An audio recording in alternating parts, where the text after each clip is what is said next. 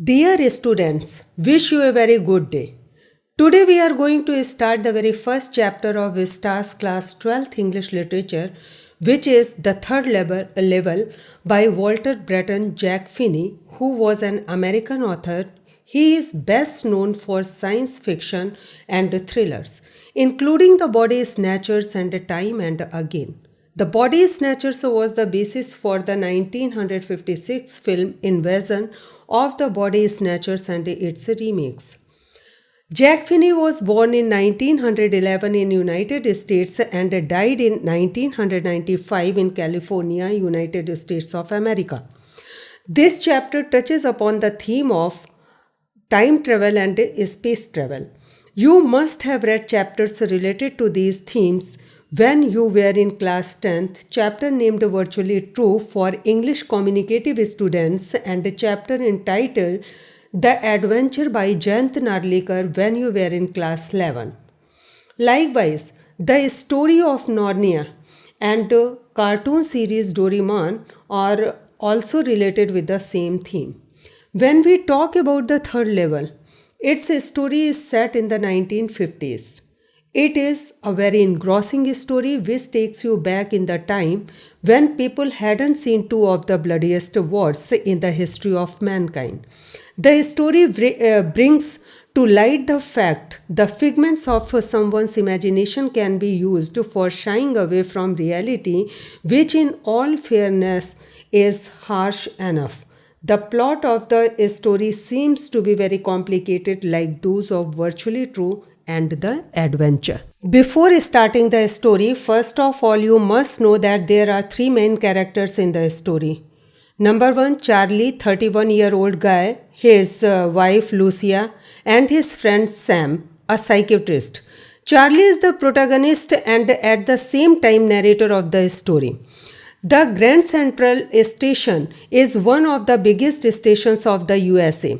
It has two levels, but while intimating a personal experience with his psychiatrist friend, the protagonist Charlie says it has three levels. Though the presidents of New York Central and the New York, New Haven and Hartford railroads will swear on the stack of timetables that there are only two. Actually, New York Central, the New York, New Haven and Hartford, they are the names of four railroads. These railroads have some specified routes where their trains stop, and the presidents of these railroad will swear on a stack of timetables. Swear on a stack of timetables. Actually, it is an idiom based on an actual idiom. Swear on a stack of Bible. As Bible is the holy book for Christians, so they take oath of the Bible. In the same way, Srimad Bhagavad Gita is the holy book for Hindus, so we swear on the stack of Srimad Bhagavad Gita. In the same way, for the presidents of these railroads, timetable of trains is very important, and they take oath of timetables because when trains run on time, it means railway administration is discharging its duty in an apt manner. This timetable is so important for these presidents of railroad that they swear on the stack of timetables to say that there are two levels of the Grand Central Station. But Charlie experienced three levels of the Grand Central. But when he related his experience about three levels of the Grand Central Station to his psychiatrist friend Sam, his psychiatrist friend told that it was his illusion. It was his waking dream wish fulfillment. Students, waking dream is the dream which is seen involuntarily in the daytime, and fulfillment of this type of dream is called waking dream wish fulfillment. Sam also told that Charlie was not happy in his life. This made his wife mad. Mad here means angry. When she came to know that she might have been the cause behind his unhappiness, then she became angry. and Sam provided the clarification for that there was not any marital cause behind his unhappiness, but the world itself was full of fury, insecurity, fear, war, worry, and all the rest of it. And Charlie just wanted to escape from all these things. Sam further added that not only Charlie, but everybody also wanted to escape. Though everybody wanted to escape the reality of life, yet they did not reach the third level at the Grand Central Station. Everybody of Charlie's friend was convinced with the explanation given by Sam.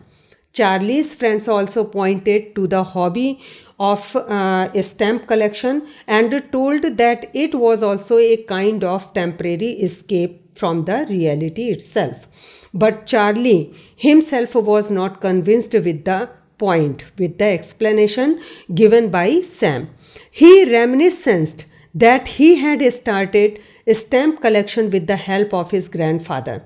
Everything was all right at the time of his grandfather. His grandfather had not witnessed any war at his time, and so wish to escape from the reality might not been the reason behind his hobby of stamp collection.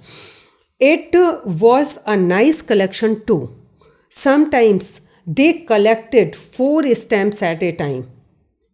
Charlie recalled President Roosevelt also collected stamps. By the way, Charlie is recalling all the incidents happened with him.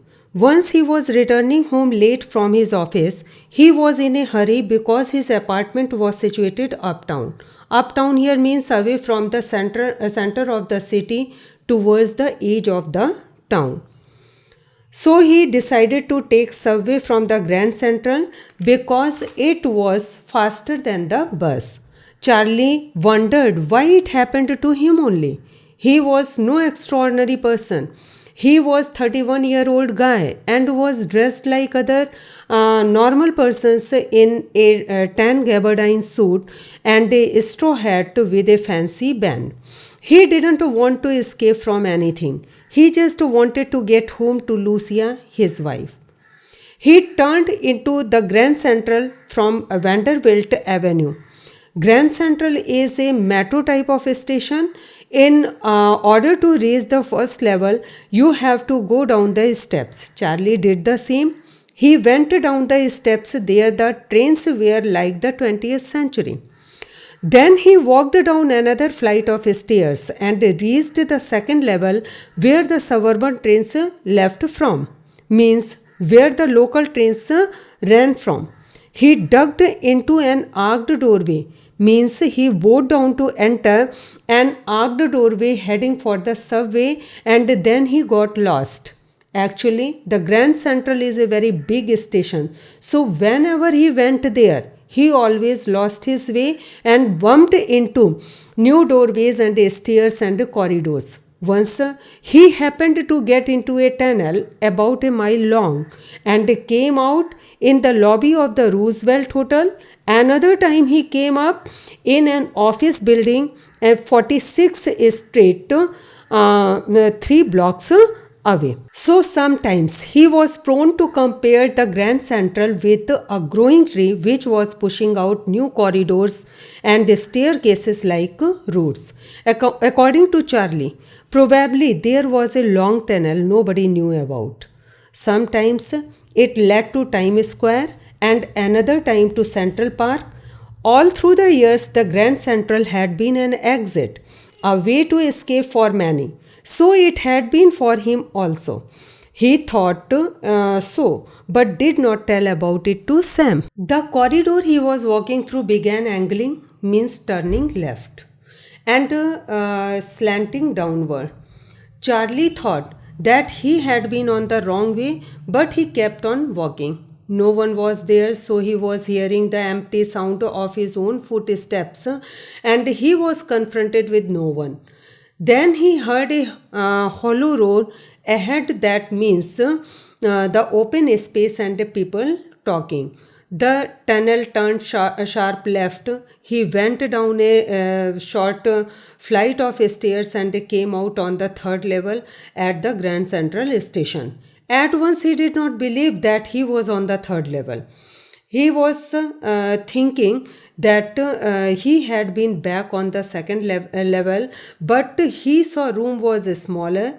There were fewer ticket windows and train gates. And the information booth in the center was wood and old looking, and the man in the booth wore green eye shade and long black sleeve protectors. He noticed that light was dim and sort of flickering. Because the source of light was neither bulb nor tube light, it was open flame gas lights. In those days, the people who had to do work in that type of light, they had to protect their eyes from the flicker. That is why they wore green eye shade. Then he noticed that setting of the place was entirely different. People were differently dressed. People were not allowed to spit here and there. That's why brass spittoons were there on the floor. Then his eyes were caught with a glint. Glint means a shine of light. And it was the shine of the gold watch which a man was taking out from his vest pocket. The man snapped open the cover, means quickly opened the cover of the watch, glanced at his watch. Glanced means looked at his watch and frowned. Frowned means he became angry seeing the time.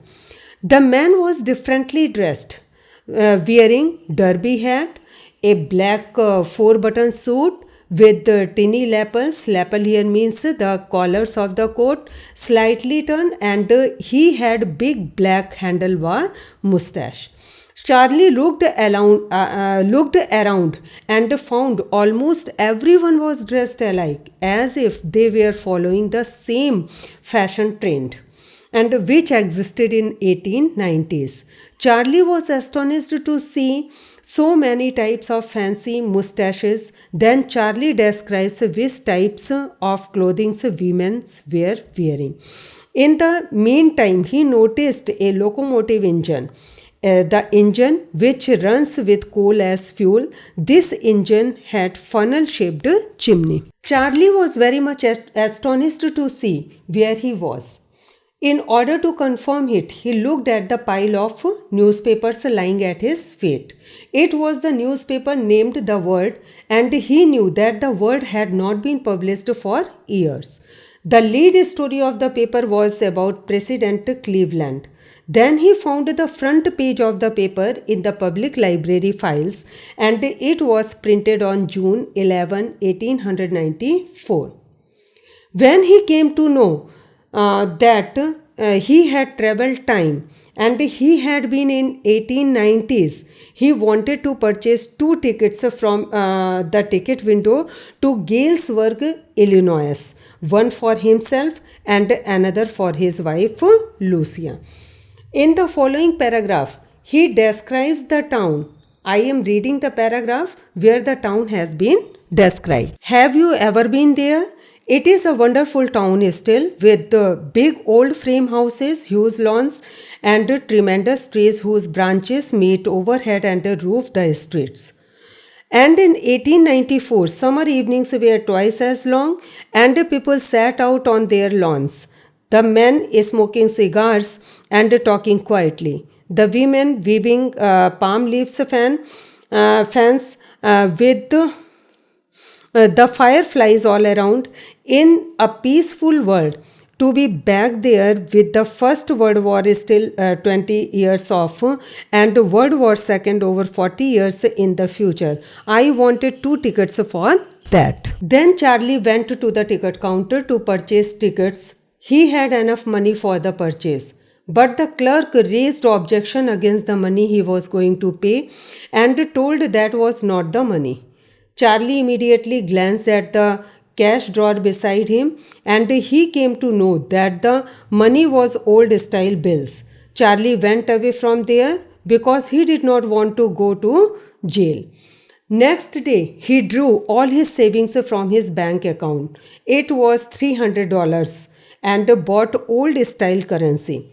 His psychiatrist friend Sam was really worried with Charlie's activities. Charlie here tells that one can buy old money at almost any coin dealers after paying a premium.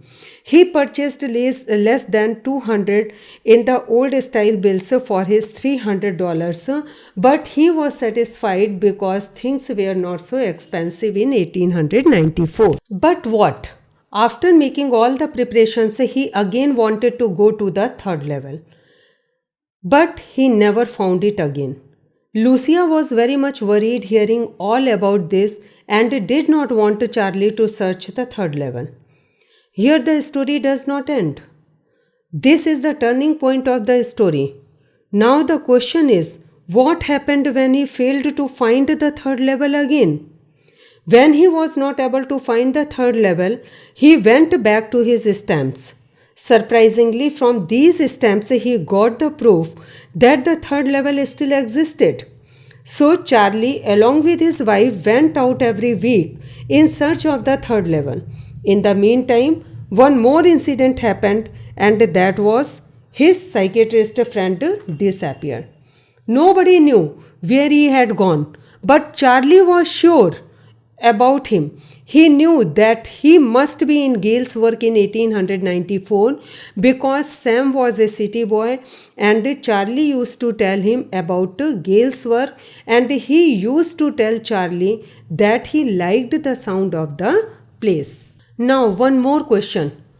How was Charlie sure that Sam was there in Galesburg?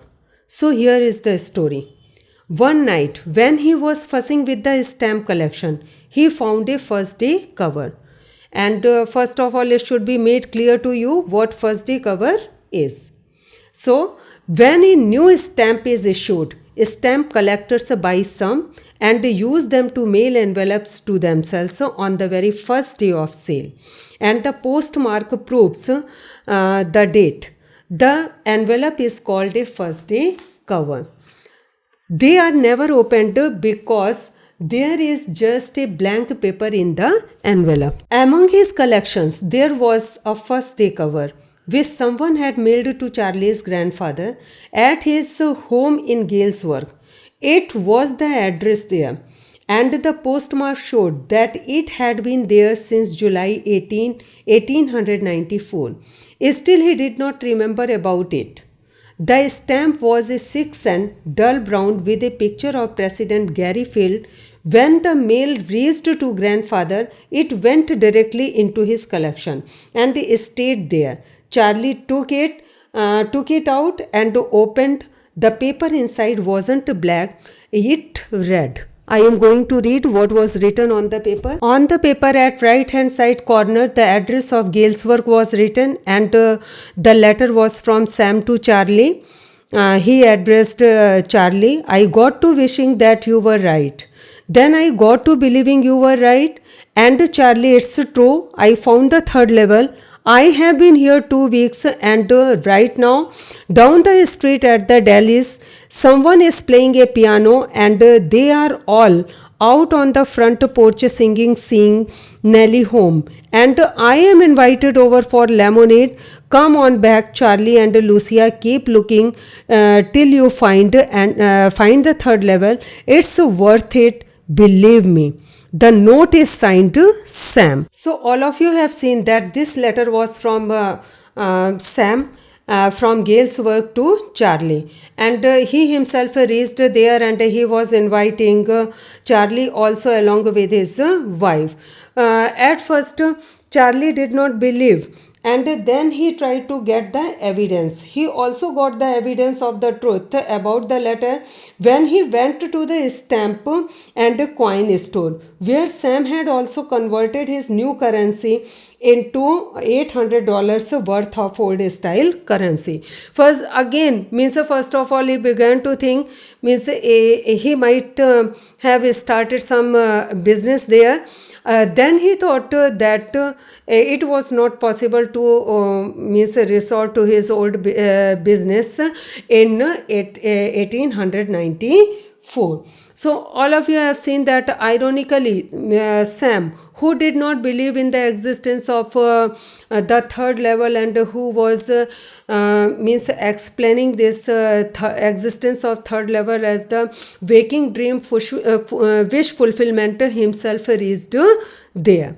So, in this way, the chapter is concluded, and I think that you have understood the chapter well, and you will do the question answers which we will discuss in our next video. And if you like the video, so press the like button, and also subscribe this channel and get the notification bell on, so that you should get the new updates of these videos. Thank you very much.